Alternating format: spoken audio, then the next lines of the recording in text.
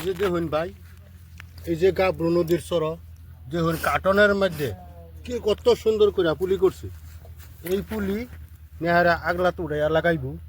এই যে দেখুন কেন ছয়টা কার্টনের মধ্যে কি সুন্দর করে পুলি বানাইছে। একটা পুলি 19-20 হয়েছে না, দেখুন কত সুন্দর লাগে। এই যে দেখুন আরো প্রায় 1 বিট কার্টনের উঠে পুলি দেখতে কত ভালো, কত সুন্দর। আরো যে দেখুন গাবরুর চরের মধ্যে যে নতুন একটা আলু ক্ষেত বানাইছে, যে আলু ক্ষেত দেখুন কত সুন্দর আলু ক্ষেত। এই দেখুন, এই যে দেখতেছি কত সুন্দর আলু ক্ষেত করছে।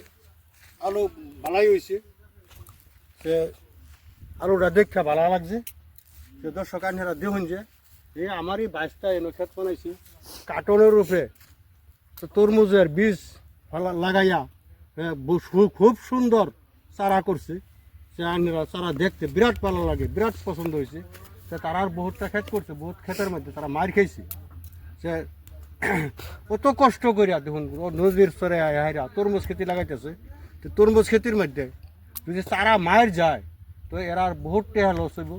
ইনো প্রায় 80-90 বিঘা মাটি তারা তরমুজ খেতি করছে। সে দেখুন এনারা কত বড় একটা এরিয়া, এই এরিয়ার মধ্যে তরমুজ ক্ষেত করে যদি কি আমার বাইশটা যদি কিছু লাভের পথ যাইতারে, উন্নতি করতারে, তে আমরা আশা করি আমার বাইশটারে আমি একটা দোয়া করতেছি যে আমার বাইশটারা যদি একটু আগুয়ে যাইবার লাগিয়া পারে, যে আমার একটা আশা যে তরমুজ ক্ষেত করে যদি লাভবান হইতারে।